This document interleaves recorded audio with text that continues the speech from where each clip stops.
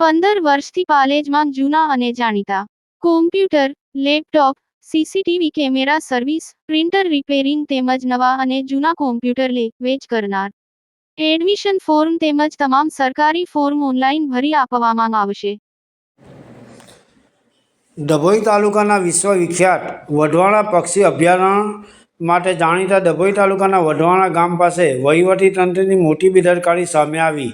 ગામના મુખ્ય ટર્નિંગ પર છેલ્લા 1 માસથી 5 ફૂટ ઊંડો જોખમી ભૂવો પડ્યો હોવા છતાં માર્ગ અને મકાન વિભાગના અધિકારીઓ આંખ આડા કાન કરી રહ્યા હોવાની લોકમુખે ચર્ચાઓ. વઢવાણા તળાવ પક્ષીઓ માટે પ્રખ્યાત હોવાથી અહીં મોટી સંખ્યામાં પર્યટકોની અવરજવર રહે છે.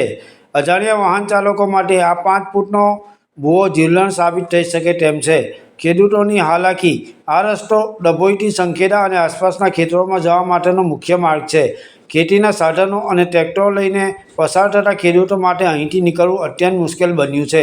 રજૂઆતોનું પરિણામ શૂન્ય. ગ્રામજનો દ્વારા છેલ્લા 1 માસથી માર્ગ ખાતાના અધિકારીઓને વારંવાર લેખિત અને મૌખિક રજૂઆતો કરવામાં આવી હોવા છતાં પરંતુ હજુ સુધી ખાડો પૂરવાની તસ્દી લેવામાં ન આવી હોવાની લોકમુખે ચર્ચાઈ રહ્યું છે.